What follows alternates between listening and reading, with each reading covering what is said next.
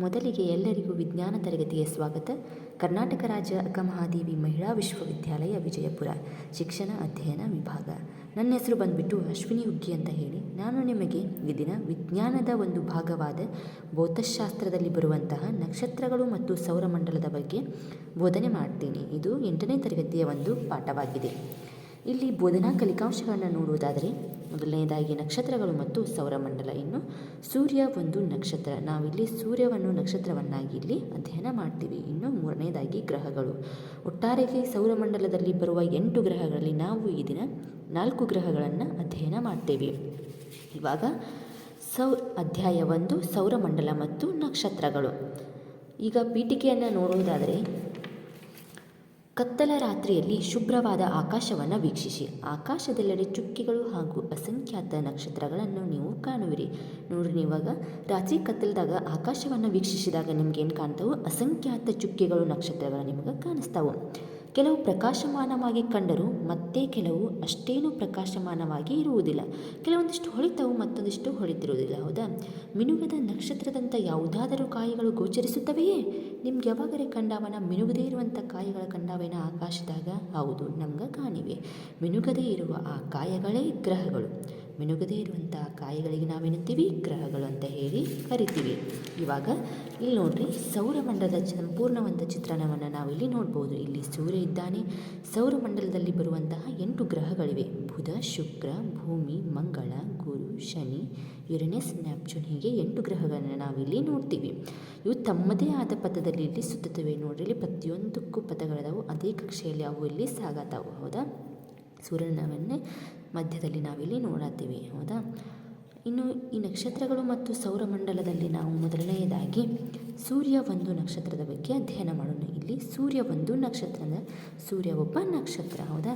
ಈಗ ಬಲಬದಿಯಲ್ಲಿ ನೀವು ಸೂರ್ಯನನ್ನು ನೋಡಬಹುದು. ತುಂಬ ಪ್ರಕಾಶಮಾನವಾಗಿ ಹೊಳಿತಾನೆ. ಒಂದು ಬೆಂಕಿ ಕೆಂಡದ ಹಾಗೆ ನಮಗೆ ಇಲ್ಲಿ ಸೂರ್ಯ ಗೋಚರಿಸ್ತಾನೆ. ಕೆಂಪು ಬಣ್ಣದಿಂದ ಕಂಗೊಳಿಸುತ್ತಾನೆ. ನೋಡ್ರೆ, ಬೆಂಕಿ ಕೆಂಡದ ರೀತಿಯಲ್ಲಿ ಸೂರ್ಯ ನಿಜವಾಗಲೂ ಬೆಂಕಿ ಕೆಂಡದ ರೀತಿಯಲ್ಲೇ ಇರುತ್ತಾನೆ.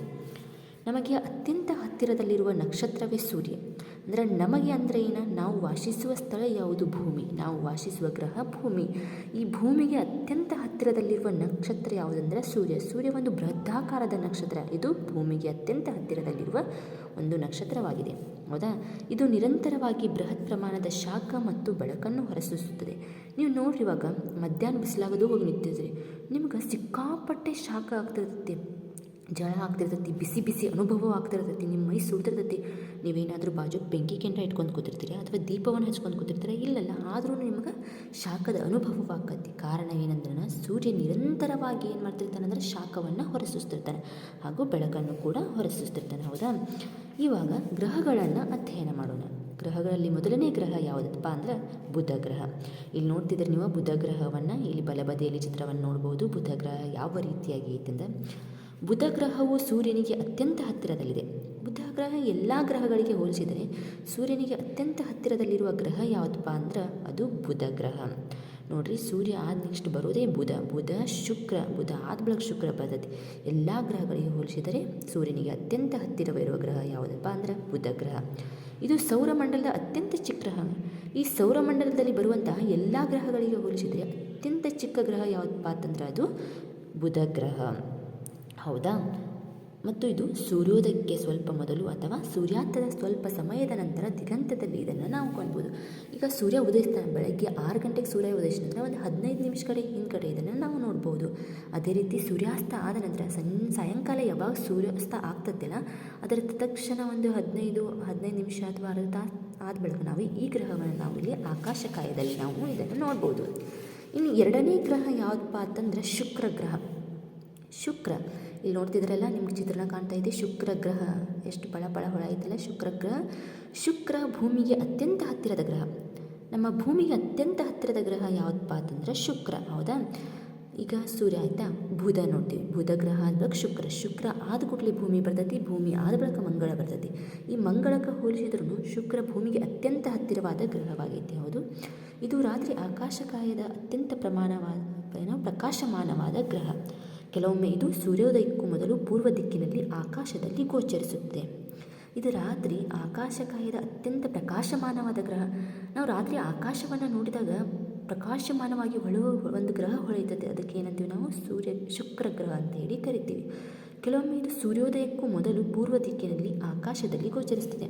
ಅಂದರೆ ಸೂರ್ಯ ಉದಯವಾಗುವುದಕ್ಕಿಂತ ಮೊದಲು ಇದನ್ನು ಪೂರ್ವ ದಿಕ್ಕಿನಲ್ಲಿ ನಾವು ಇದನ್ನು ನೋಡ್ಬೋದು ಆಕಾಶದಲ್ಲಿ. ಮತ್ತಿದು ಕೆಲವೊಮ್ಮೆ ಪಶ್ಚಿಮ ದಿಕ್ಕಿನಲ್ಲಿ ಆಕಾಶದಲ್ಲಿ ಸೂರ್ಯಾಸ್ತದ ನಂತರ ಗೋಚರಿಸುತ್ತದೆ. ಇವಾಗ ಸೂರ್ಯ ಮುಳುಗಿದ ನಂತರ ಈ ಗ್ರಹ ನಮಗೆ ಪ್ರಕಾಶಮಾನವಾಗಿ ಆಕಾಶದಲ್ಲಿ ಕಾಣಿಸ್ತದೆ. ಆ ಕಾರಣಕ್ಕೆ ನಾವೇನಂತೀವಿ ಅಂದ್ರೆ ಈ ಗ್ರಹವನ್ನು ಇದು ನಕ್ಷತ್ರವಲ್ಲದಿದ್ದರೂ ಸಾಮಾನ್ಯವಾಗಿ ಇದನ್ನು ನಾವು ಮುಂಜಾನೆ ಅಥವಾ ಸಂಜೆಯ ನಕ್ಷತ್ರ ಅಂತ ಹೇಳಿ ಕರಿತೀವಿ.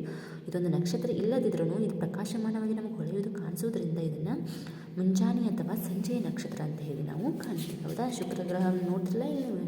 ಇನ್ನು ಮೂರನೇದಾಗಿ ಭೂಮಿ ನಮಗೆಲ್ಲರಿಗೂ ಗೊತ್ತೈತಿ, ಇದು ನಾವು ವಾಸಿಸುವ ಗ್ರಹ. ಇಲ್ಲಿ ನೋಡಿರಿ ಭೂಮಿಯ ಚಿತ್ರಣ. ಸೌರಮಂಡಲದಲ್ಲಿ ಜೀವರಾಶಿಗಳನ್ನು ಹೊಂದಿರುವ ಏಕೈಕ ಗ್ರಹ ಅಂದರೆ ಭೂಮಿ.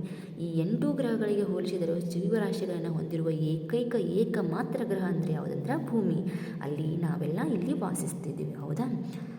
ಮತ್ತು ಪರಿಸರದ ಕೆಲವು ವಿಶೇಷ ಗುಣಗಳೇ ಭೂಮಿಯ ಮೇಲೆ ಜೀವ ಸಂಕುಲದ ಅಸ್ತಿತ್ವಕ್ಕೆ ಮತ್ತು ಜೀವದ ಮುಂದುವರಿಕೆಗೆ ಕಾರಣವಾಗಿದೆ. ಇಲ್ಲಿ ನೋಡೋದಾದರೆ ಪರಿಸರದ ಕೆಲವು ವಿಶೇಷ ಗುಣಗಳು. ಪರಿಸರದ ವಿಶೇಷ ಗುಣಗಳು ಯಾವುವು? ಅದು ಜೀವ ಸಂಕುಲ ಅಸ್ತಿತ್ವಕ್ಕೆ ಬರಲು ಕಾರಣ ಏನಂದ್ರೆ ನೀರು ಬೇಕು, ಆಹಾರ ಬೇಕು, ವಸತಿ ಬೇಕು, ಉಸಿರಾಟಕ್ಕೆ ಆಕ್ಸಿಜನ್ ಬೇಕು. ಈ ಎಲ್ಲ ಸೌಲಭ್ಯಗಳು ಎಲ್ಲಿ ಸಿಗ್ತದೆ ಅಂದ್ರೆ ನಮ್ಮ ಭೂಮಿಯ ಮೇಲೆ ಸಿಗ್ತದೆ. ಕೇವಲ ಒಂದೇ ಒಂದು ಗ್ರಹದ ಮೇಲೆ ಜೀವ ಸಂಕುಲಕ್ಕೆ ಎಲ್ಲ ರೀತಿಯಾದ ವಾತಾವರಣ ದೊರಕುತ್ತದೆ. ಅದು ಯಾವುದಪ್ಪ ಅಂದ್ರೆ ಭೂಮಿ ಅಂತ ನಾವು ನೋಡ್ಬೋದು. ಇನ್ನು 4ನೇ ಗ್ರಹ ಯಾವುದಂದ್ರೆ ಮಂಗಳ ಗ್ರಹ. ಮಂಗಳ ಭೂಮಿಯ ಕಕ್ಷೆಯ ಹೊರಗಿನ ಮೊದಲ ಗ್ರಹ ಮಂಗಳ. ಭೂಮಿ ಆದ ನೆಕ್ಸ್ಟ್ ಬರೋ ಗ್ರಹ ಯಾವುದಂದ್ರೆ ಮಂಗಳ ಗ್ರಹ. ಇದು ಭೂಮಿಯ ಕಕ್ಷೆಯ ಆಚೆಯಿಂದ ಇದೆ. ಇದಕ್ಕೆ ನಾವು ಏನಂತೀವಿ? ಭೂಮಿಯ ಕಕ್ಷೆಯ ಹೊರಗಿರುವ ಮೊದಲ ಗ್ರಹವೇ ಮಂಗಳ. ಇದು ಸ್ವಲ್ಪ ಮಟ್ಟಿಗೆ ಕೆಂಪಾಗಿ ಗೋಚರಿಸುವುದರಿಂದ ಇದನ್ನು ಕೆಂಪು ಗ್ರಹ ಎನ್ನುವರು. ಹೌದು, ಇದು ಕೆಂಪು ಬಣ್ಣದಲ್ಲಿ ಕಾಣ್ತೈತಿ. ಇಲ್ಲಿ ಚಿತ್ರಣವನ್ನು ನೋಡ್ಬೋದು. ಇಲ್ಲಿ ಚಿತ್ರಣದಲ್ಲಿ ಸಂಪೂರ್ಣವಾಗಿ ಕಾಣ್ತೈತಿ. ಅದು ಕೆಂಪು ಗ್ರಹ ಅಂತ ಹೇಳಿ, ಕೆಂಪು ಬಣ್ಣದಲ್ಲಿದೆ. ಆ ಕಾರಣಕ್ಕೆ ನಾವು ಇದನ್ನು ಕೆಂಪು ಗ್ರಹ ಅಂತ ಹೇಳಿ ಕರಿತೀವಿ. ಮಂಗಳ ಗ್ರಹಕ್ಕೆ 2 ಚಿಕ್ಕ ನೈಸರ್ಗಿಕ ಉಪಗ್ರಹಗಳಿವೆ. ಯಾವ ರೀತಿಯಾಗಿ ಚಂದ್ರ ನಮ್ಮ ಭೂಮಿಯ ನೈಸರ್ಗಿಕ ಉಪಗ್ರಹನೋ ಅದೇ ರೀತಿಯಾಗಿ ಮಂಗಳಕ್ಕೂ ಕೂಡ 2 ನೈಸರ್ಗಿಕ ಉಪಗ್ರಹಗಳಿವೆ. ಹೌದಾ? ಈ ದಿನ ಏನು ಅಧ್ಯಯನ ಮಾಡಿದ್ವಿ? ಸೌರಮಂಡಲದ ಚಿತ್ರಣವನ್ನು ನೋಡಿದ್ವಿ, ಸೂರ್ಯ ಒಂದು ನಕ್ಷತ್ರವನ್ನು ಅಧ್ಯಯನ ಮಾಡಿದ್ವಿ, ಹಾಗೂ ಗ್ರಹಗಳ ಸೌರಮಂಡಲದಲ್ಲಿ ಬರುವ 8 ಗ್ರಹಗಳಲ್ಲಿ 4 ಗ್ರಹಗಳನ್ನು ಈ ದಿನ ನಾವು ಅಧ್ಯಯನ ಮಾಡಿದ್ವಿ. ಹೌದಾ? ಎಲ್ಲರಿಗೂ ಅರ್ಥವಾಯಿತು ಅಂತ ತಿಳ್ಕೊತೀನಿ. ಧನ್ಯವಾದಗಳು.